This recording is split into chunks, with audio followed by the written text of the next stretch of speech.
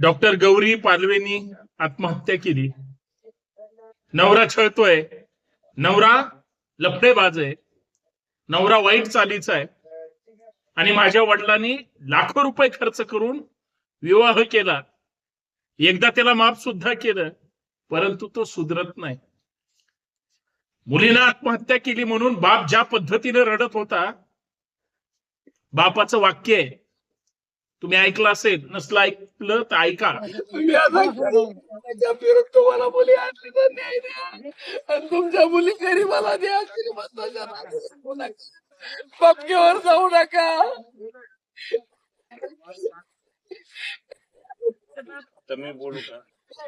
बोलत आहे तर गुन्हा दाखल केलेला आहे वरळी स्टेशनला.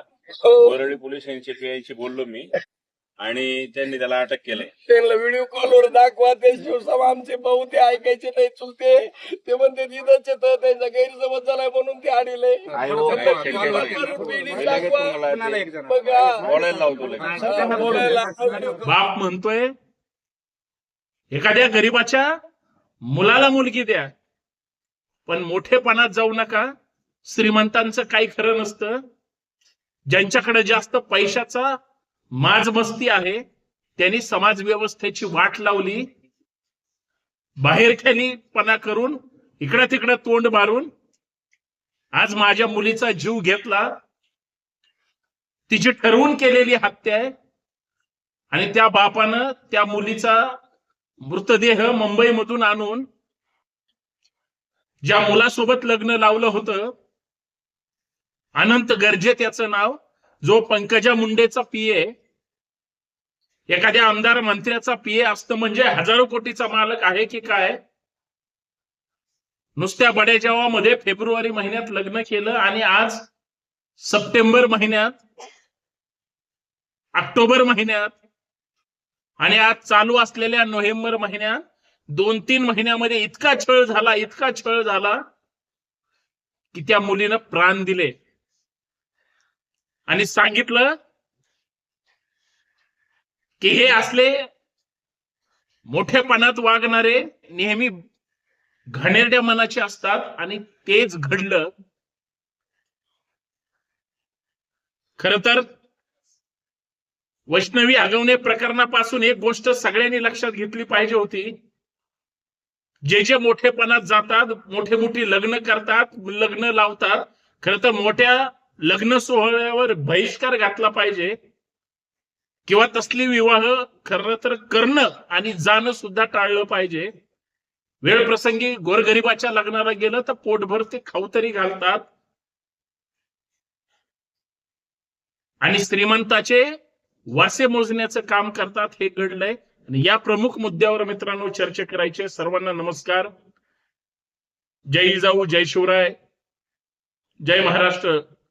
मी संतोष शिंदे या बंडखोर नेता युट्यूब चॅनलवर आपल्या सर्वांचं मनपूर्वक स्वागत करतो. विनंती एवढीच आहे, हा व्हिडिओ शेवटपर्यंत पहा, जास्तीत जास्त शेअर करा. सगळ्यात महत्वाचं बेल आयकॉन प्रेस करा, नोटिफिकेशन ऑल ठेवा आणि या व्हिडिओवर असेल किंवा इतर कुठल्याही व्हिडिओवर असेल, तुम्ही कमेंट करायला विसरू नका. तुमचं मत, तुम्ही दिलेला सपोर्ट किंवा केलेलं लाईक खरंच बळ मिळतं आणि काही गोष्टी बऱ्या बोलण्यापेक्षा खऱ्या बोलल्या पाहिजेत. आज आपण चर्चा करतोय गौरी पालवे, जिनं आनंद गर्जे नावाच्या एका मंत्र्याच्या पीए सोबत लग्न केलं. घरची त्याची परिस्थिती बेताची असताना सुद्धा आणि एक सुशिक्षित उच्च विद्या विभूषित डॉक्टर असणारी मुलगी त्या आनंद गर्जेच्या आयुष्यात आली. परंतु एका दुसऱ्या स्त्री सोबत ज्यावेळेस त्याचं चॅटिंग असेल किंवा सगळ्या गोष्टी तिच्या नजरेसमोर आल्या, माहिती कळाल्या, तिनं पाठीशी घालण्याचा प्रयत्न केला. आई वडिलांना सुद्धा माहिती होतं. आज वकिलाने कोर्टामध्ये सांगितलं, परंतु तिला होणारा जाच, छळ, मानसिक त्रास आणि सगळ्यात महत्वाचा तिची जी फसवणूक केली जात होती, तिला जे फसवलं जात होतं, फेब्रुवारी 2025 मध्ये ज्या मुलीच्या लग्नाला बापाने 70-80 लाख रुपये खर्च केले होते, आपल्या मुलीचं चांगलं व्हावं, आपली मुलगी सुखा समाधानात नांदावी, आपल्या मुलीचं भलं झालं पाहिजे, आणि मुलीनं काय केलं? ज्या मुलीला शिकवण्यासाठी सुद्धा लाखो रुपये पाण्यासारखे खर्च केले, तिला सक्षम बनवलं, त्या मुलीनं आत्महत्या केली. आणि हा लपडेबाज आनंद गर्जे, जो मुंडेंचा पीए, कदाचित त्याला वाचवण्याचा प्रयत्न झाला असेल, पदाचा गैरवापर करून किंवा वेटो पॉवर वापरून त्याला पळपुटेपणा किंवा पळून जायला मदत सुद्धा केली असेल. कायद्यापुढे कुणाला सुट्टी नसते, आणि तेच घडलं. रात्री 12च्या सुमारास त्याला शेवटी सरेंडर पोलिसांकडे व्हावं लागलं. पोलिसांनी अटक केली. आज महाराष्ट्रातल्या प्रत्येक मुलीच्या बापाला काय वाटत असेल, म्हणजे ज्या अहिल्यानगर जिल्ह्यातलं हे कुटुंब आहे आणि ज्यांनी मोठी स्वप्न बघितली होती, त्यांचा जर असा विश्वासघात होत असेल, तर अशी पुरुषी नराधमी मानसिकता नुसती कायद्याने ठेचून चालणार नाही. सामाजिक, वैचारिक, आर्थिक दृष्ट्या सुद्धा त्यांची आर्थिक नसबंदी केली पाहिजे. आज जरी त्याला अटक झालेली असली, जरी त्याच्यावर आत्महत्येस प्रवृत्त करण्याचा गुन्हा दाखल जरी झाला असला, तरी झालेली दुर्घटना इतकी वाईट आहे. आणि मुलीच्या घरच्यांनी शेवटी एक टोकाचा निर्णय घेतला. मुलीचा जो अंत्यविधी आहे, हे कुठल्या स्मशानभूमीत नाही, तर त्याच मुलाच्या दारात नेऊन त्यांनी मृतदेह जाळण्याचा प्रयत्न केला, तिथं अग्नी देण्याचा प्रयत्न केला. आम्ही लेक म्हणून तुमच्या घरामध्ये सोपवली होती, तुम्ही तिला नीट सांभाळू शकला नाहीत, शेवटी आमची लेक तुम्ही मारली, हे घ्या तुमच्याच दारात हे सगळ्या गोष्टी. कुठं चाललंय हे? पैशाची मस्ती असणार किंवा एकंदरीत समाजमन. किती दिवस झाले डॉक्टर संपदा मुंडेची झालेली आत्महत्या, तिचा झालेला छळ ह्या महाराष्ट्रामध्ये.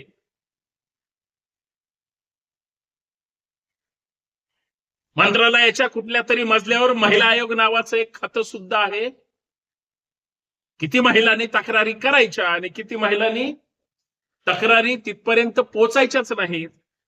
न्याय मिळणार कसा? मेल्यानंतर ह्या सगळ्या गोष्टी होणार का? हे जर बारकाईनं जर याच्याकडे विचार केला तर वेदनादायी आहे. मुलीच्या बापाचा रडतानाचा आवाज हा कुठल्याही मुलीच्या बापाचा काळजामध्ये धस झाल्याशिवाय राहणार नाही. लेक त्यांचीही होती, लेक ह्यांची पण असेल. लेक काल सुद्धा कुणाची गेली, उद्या सुद्धा कुणाची तरी लेक अशाच पद्धतीनं जर छळातून तिचा अंत होणार असेल, तर मग अशा नराधमांना नुसतं अटक करून चालणार नाही, तर कठोरातलं कठोर शासन करून ह्यांच्या मुसक्या आवळल्या गेल्या पाहिजेत. परंतु हे या महाराष्ट्रामध्ये तितकं शक्य आहे का?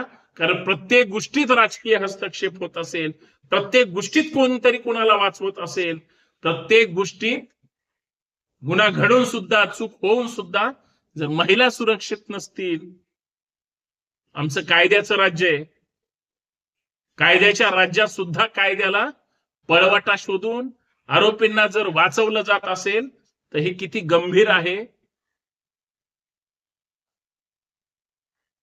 इथले आई वडिलांचे दुःख, मुलीचं दुःख, कुटुंबाच्या वेदना, त्या मुलीसोबत त्याच मुलीच्या चितेमध्ये जर अशाच त्या ठिकाणी पेटत्या मशालीसारख्या जर जळत असतील, तर हे किती वेदनादायी आहे. वारंवार अशा घटना घडतायत म्हणून मुलीच्या वडिलाचं जे वाक्य आहे, वेळ पडली तर गरीबाच्या पोराला मुलगी द्या. का? पण सामान्य पोराला मुलगी दिल्यानंतर सुद्धा त्या म्हणतात माझ्या आयुष्याचं वाटोळं केलं. मुलीच्या बापाला आता ठरवायचंय गरीबाला द्यायचे का श्रीमंताला द्यायचे, नोकरदाराला द्यायचे किंवा कुठल्या मुलाला द्यायची जेणेकरून तिचं संरक्षण होईल. ही आजची सामाजिक परिस्थिती झाली आहे. एका बाजूला लग्न होईपर्यंत फसवणूक केली जाते. इथल्या कंपनीत आहे, त्या शहरात आहे, इकडे काम करतोय, तिकडे काम करतोय. लग्न झाल्यानंतर तो ज्यावेळेस गावाकडे येतो त्यावेळेस चांगल्या मुलीचा सुद्धा आयुष्य उद्ध्वस्त करणारी पुरुष सत्ताक मंडळी सुद्धा जिवंत आहे. हे नाकारता येणार नाही. जातीचे, समाजाचे, नात्या गोत्यातले म्हणून जवळचीच लोक फसवतात. आणि आज ज्या पद्धतीनं आनंद गर्जेंनी स्वतःची बायको मारली, गौरी पालवेची ज्या पद्धतीनं खरंच वाईट दुर्घटना झाली. कुठल्याही बापाची लेक अशी खरं तर जाऊ नये, एवढंच मला या माध्यमातून सांगायचंय. जे जे दोषी असतील आणि ज्यांनी ज्यांनी पाठीशी घातलं, पोलिसांनी त्या सगळ्यांना अटक केली पाहिजे, शिक्षा केली पाहिजे. तरच कायदा खरंच सामान्य माणसासाठी आहे. इथं पैशावाल्यांनी हस्तक्षेप करून जर पळवाट शोधून सुटण्याचा प्रयत्न होत असेल, हे दुर्दैवी आहे आणि याच्यावर आवाज उठवावा लागेल. एवढंच मला या माध्यमातून सांगायचं. बाकी लढल्याशिवाय आणि वाचा फोडल्याशिवाय प्रकरण थांबता कामा नये. एवढंच. शेवटी न्याय मिळण्यासाठी काही संघर्ष करावा लागेल. तर आम्ही त्या कुटुंबासाठी केला पाहिजे, एवढीच माफक अपेक्षा आहे. जय शिवराय. फक्त व्हिडिओ जास्तीत जास्त शेअर करा आणि तुमचं मत कमेंट करून सांगा. धन्यवाद.